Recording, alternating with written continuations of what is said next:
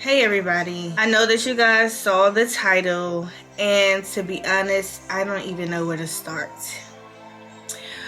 But I made a promise to myself that I would not go into 2025 basically living a lie. I do not want y'all to put too many emphasis on living a lie because you guys have seen a lot with me currently, and it's just that there has been some things that I haven't been 100% open and honest about. So it's hard, y'all. It's really, really hard for me to grasp the concepts of I'm 31 and I had certain goals that I wanted to reach at 31 and it didn't happen. Actually, when I was 30, I had a certain goal in mind at 30 and it didn't happen. I'll be 32 next month. And well, let me just say this. I am trusting God. I'm trusting God. I know that everything is God's timing. I know that I will live the life that I've always wanted. I know that my kids will as well. But unfortunately, I've been going through a lot of struggles behind the scenes, and a part of me has been keeping like this game face because I know that what I am about to tell you guys in the next several videos, and more so show you guys, I know that my enemies will be rejoicing. I know that they will be saying, this is exactly what she gets. Look at how she treated this person. And you know what? I'm going to be 100% honest with you guys. You guys are entitled to have whatever opinion that you may have about me, because guess what? I'm going to give all glory to God because He's the one that sits high and looks low. So when you guys don't get the full story, or when you guys have only seen me spazzing out or whatever, you guys have only seen my reaction, God knows the truth. And I'm content with knowing that this is social media and you guys may not ever know the full truth. Some of you guys are intelligent enough to where you guys can put two and two together.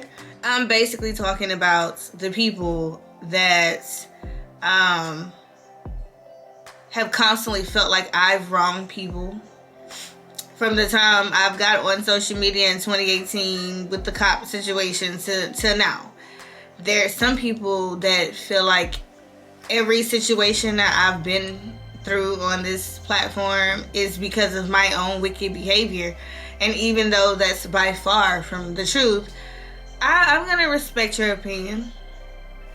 I won't even get mad at any of it because I'm going to be so humble right now. I have a humble background anyways. Y'all have seen the way I grew up, and I wanted better for myself and I wanted better for my children.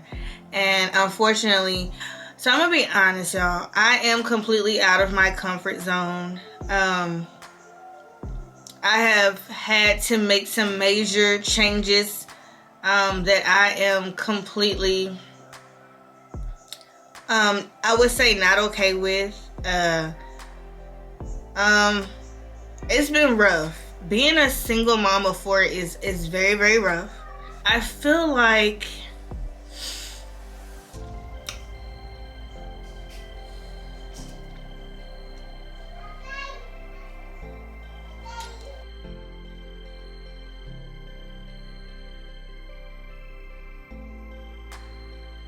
I know it's the holiday spirit. I'm supposed to be in the holiday spirit, and I am, y'all. I just never imagine my life being like this. I figure if I'm nice, that I'll meet nice people. If I'm faithful, I'll meet people that are faithful. And that's just not how life works. And as a little girl, I used to sit back and I would mentally judge people in their situations because I couldn't understand. Because as a little girl, I knew that I wanted to be somebody. I knew that God was going to really anoint me. And I felt like there is no way I would be that person because I'm a good person and I'm going to meet good people and I'm going to surround myself with good people. And the reality of that is just because you're nice doesn't mean you're going to run into nice people.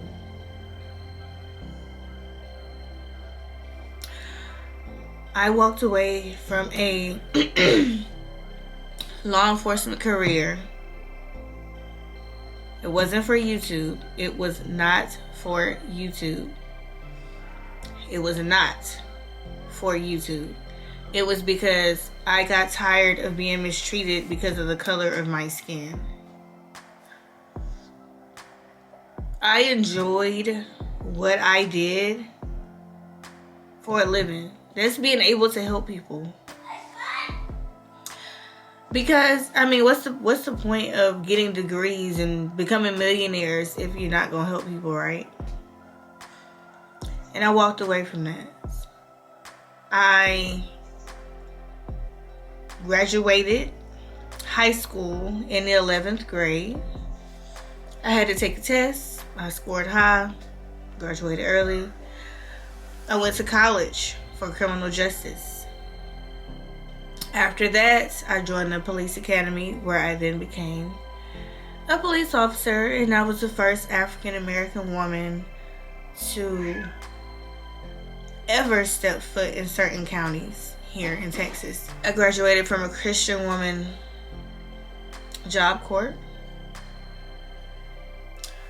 Later I went on and I wrote a book. And it doesn't matter if that book didn't generate any revenue or whatever the case may be, because I'm okay with knowing that I did something that most people will never do. Writing a book is huge. To be able to say that I'm an author, whether that's 1 book, 2 books, 3 books, whatever, that's really huge. And to have accomplished all those things before age 26, 25, that's pretty good. And when I was 28, I started doing my music. Then at 28 years old, I was blessed to meet some people who connected me to the right people. And I did my first song with a Grammy Award winning artist. Y'all already know who that may be.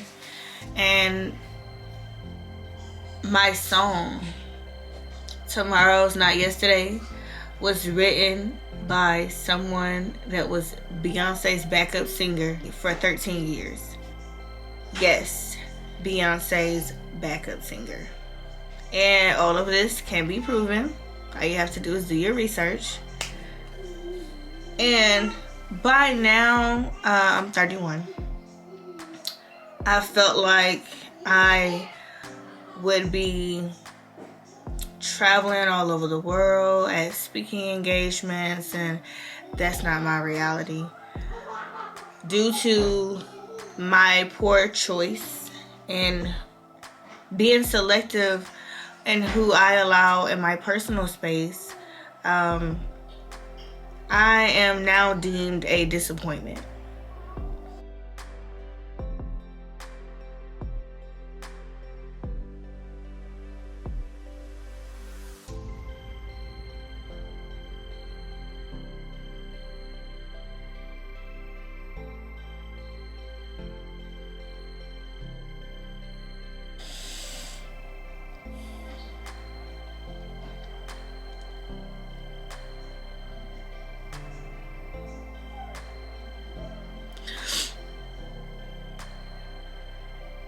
am very disappointed in myself. And I feel like I've just failed my children.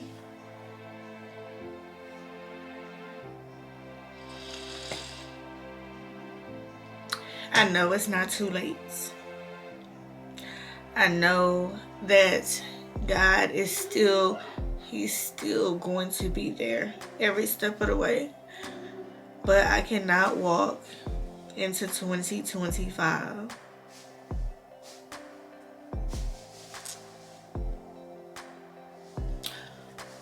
not letting you guys see what has really been going on behind the scenes with me, with Erica. Those of you may know me as Luvd by Erica. This have absolutely nothing to do with anybody else. I no longer point the fingers anymore. I point all fingers at myself because my decisions and who I allowed in my personal space had absolutely nothing to do with any other individuals at all. My thought process, the way I think, the way I respond to things, the way that I do things, have absolutely nothing to do with anybody else. It's all about me and realizing why I chose these people to be in my life, why I chose these people to have children by, why I chose these people to trust and to confide in has absolutely nothing to do with them. So I take full responsibility, I take full accountability, and I don't want you guys to miss this. When we hear these stories about what someone went through before they became successful, we don't get to see that. We only get to hear about it. I want you guys to see it. And I don't have an ego anymore. I don't have pride anymore. A part of me was never gonna ever do a video like this because I felt like people was gonna laugh at me. I don't care. We're all doing the same things, and to be honest,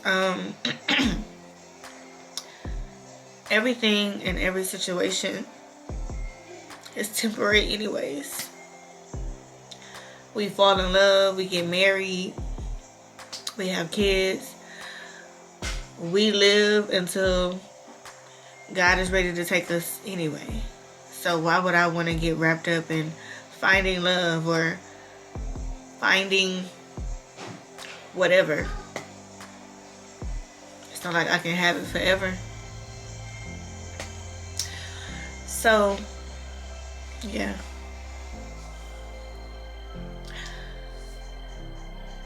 I'm tired of hiding my truth because of me being embarrassed on my situation, when, to be honest with you, there's a lot of women in my situation. They just don't have a platform. And the fact that I used to be so on top and so in order,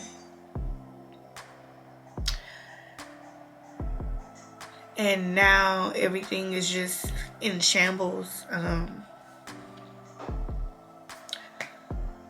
have to rebuild from the ground up. From the ground up. And that's okay.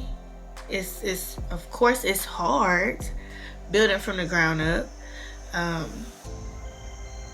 Starting over, fixing whatever is messed up. But if this is gonna be a testimony one day,